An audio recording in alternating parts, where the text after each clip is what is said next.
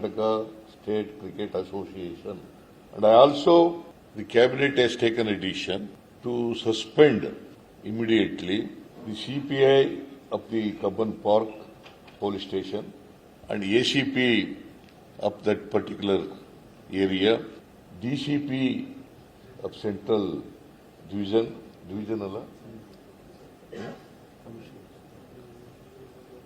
Deputy Commissioner of Police, Assistant Commissioner of Police and CPI,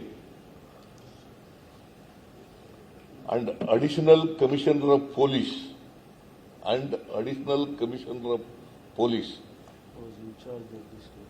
and who is in charge of the stadium, and Commissioner of Police of Bengaluru City.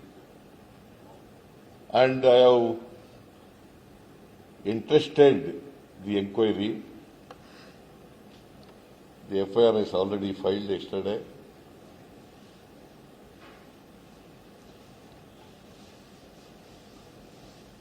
The investigation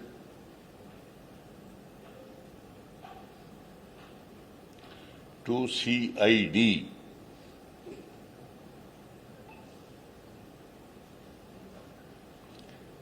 These are the decisions today